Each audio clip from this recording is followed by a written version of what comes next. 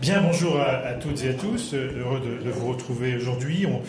On va essentiellement consacrer notre petite séquence sur la question au gouvernement que nous allons poser tout à l'heure, puisque nous sommes en première position et que nous avons l'intention d'interpeller Monsieur le Premier ministre sur bien, les débordements constatés à l'issue de la victoire du Paris Saint-Germain en Ligue des Champions. Pourquoi ? Parce que nous sommes depuis un certain temps à travailler sur les questions de justice, et c'est aussi pour ce qui motive la présence de Loïc Kervran à mes côtés, mais je pense aussi à Naïma Boutchou en particulier, à la fois sur une justice plus dissuasive qui porte, qui porte bien évidemment sur des questions de courte peine, d'exécution de courte peine, donc un arsenal supplémentaire offert à la justice. Je me souviens d'un déplacement que nous avons fait en commun auprès du tribunal de Bourges, où effectivement, à la fois toute la structure judiciaire, à la fois juge, procureur, juge d'application des peines, greffier, nous avait expliqué l'intérêt de ce texte et donc de fournir donc un arsenal supplémentaire au titre donc de l'exécution des peines qui permettait justement d'échapper donc aux aménagements de peine qui sont aujourd'hui trop souvent la pratique. Et donc on ne peut pas se réjouir évidemment de ces débordements qui vont à la fois porter des dégâts matériels, mais aussi physiques, puisque nous déplorons 3 morts au moment où on parle. Et donc en soi, je pense qu'il est temps d'engager une réponse plus ferme, et c'est à ce titre-là que je vais donc céder la parole à Loïc.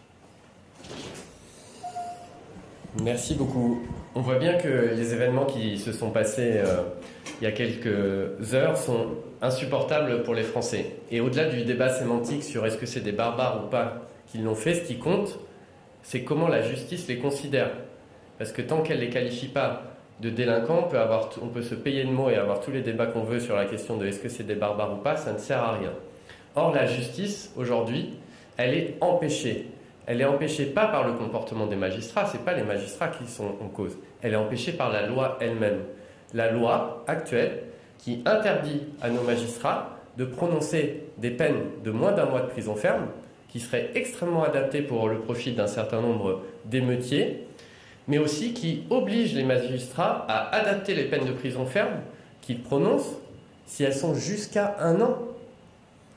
Elle les oblige à les adapter en autre chose, travail d'intérêt général, bracelet électronique. Et donc à la fin, ça produit la situation dans laquelle on se trouve et que de nombreux ministres commentent en disant « Eh bien finalement, personne ne va en prison ».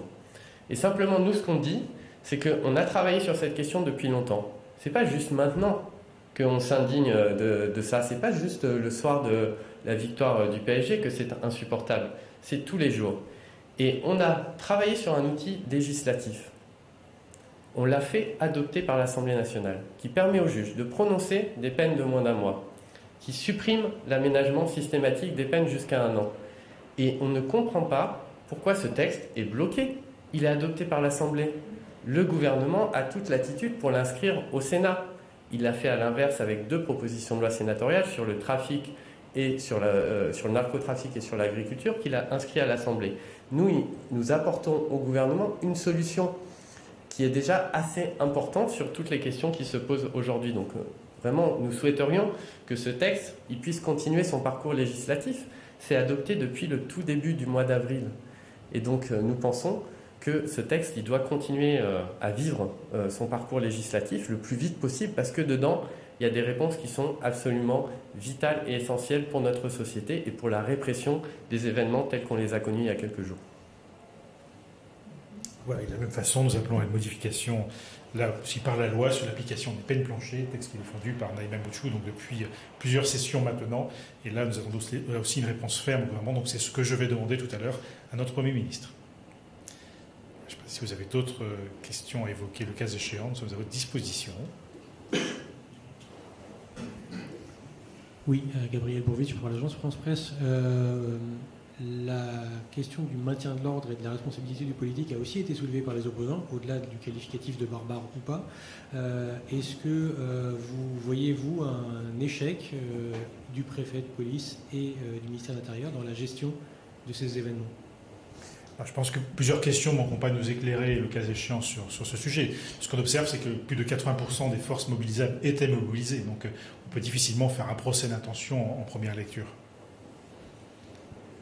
Vous êtes favorable, vous êtes opposé à la proportionnelle. Est-ce que les ministres Horizon pourraient démissionner au cas où cette loi serait déposée ? Alors on en est encore très loin, puisque Monsieur le Premier ministre nous l'a d'ailleurs confirmé ce matin lors du petit déjeuner de la majorité, qu'il continuait ses consultations avant de formaliser éventuellement une proposition. Éventuellement.